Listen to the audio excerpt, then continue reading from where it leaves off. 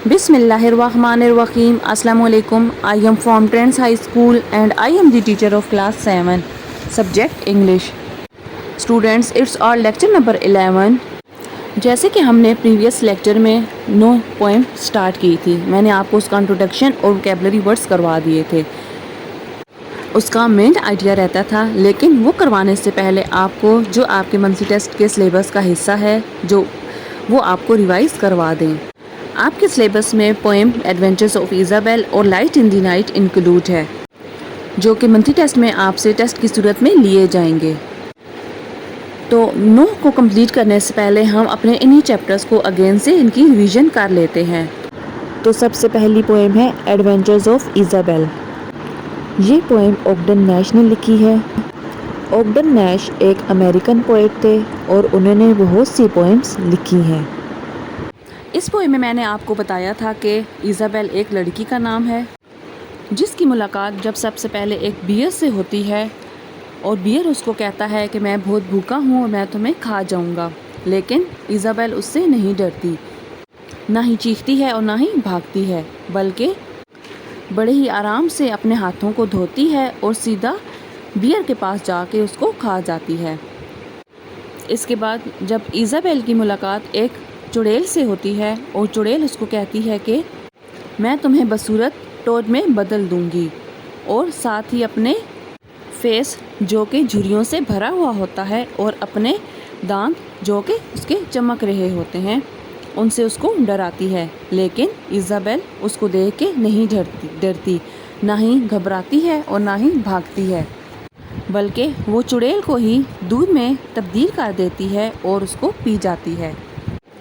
اس کے بعد جب ایزابیل کی ملاقات ایک دیو سے ہوتی ہے، ایک جائنٹ سے ہوتی ہے جو کہ اس کو کہتا ہے کہ میں تمہاری ہڈیوں کا چورا بنا دوں گا، گرائنڈ کر دوں گا، اور ساتھ ہی اپنی آواز سے ایزابیل کو ڈراتا ہے. لیکن ایزابیل نہ گھبراتی ہے نہ ہی پریشان ہوتی ہے، بلکہ وہ جائنٹ کا سر اڑا دیتی ہے.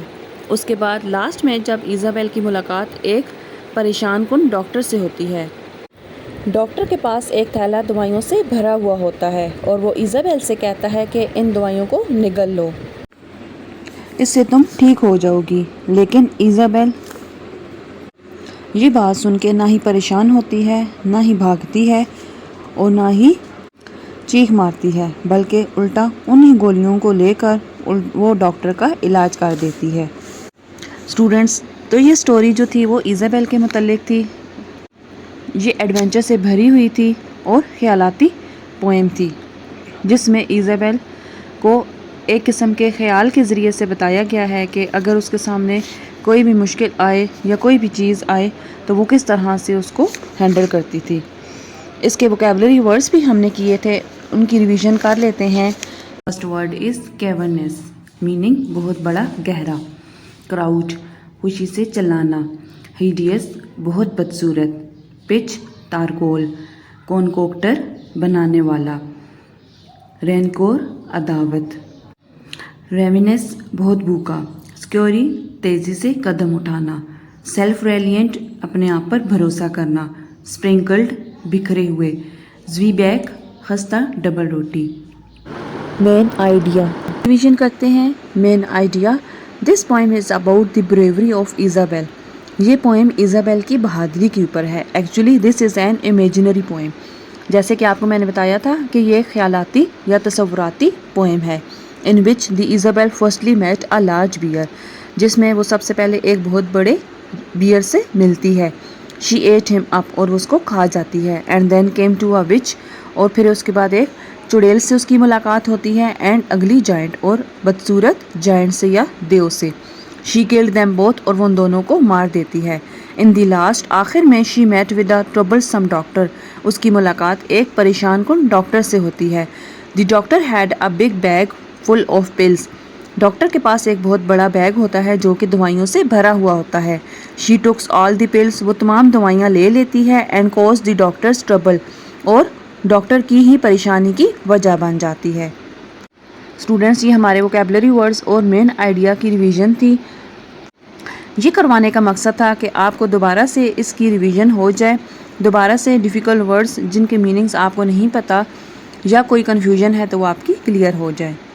آئی ہوپ کہ آپ نے یہ پہلے اپنی کاپیز پر لکھ لیا ہوگا، اب آپ نے اس کو زبانی یاد کرنا ہے، ووکیبلری ورڈز بھی اور مین آئیڈیا بھی، اور زبانی یاد کر کے اس کو اپنی رف کاپی پر ٹیسٹ کی صورت میں ضرور لکھیں، اور جو مسٹیکس ہیں ان کو انڈر لائن کریں اور یاد کریں۔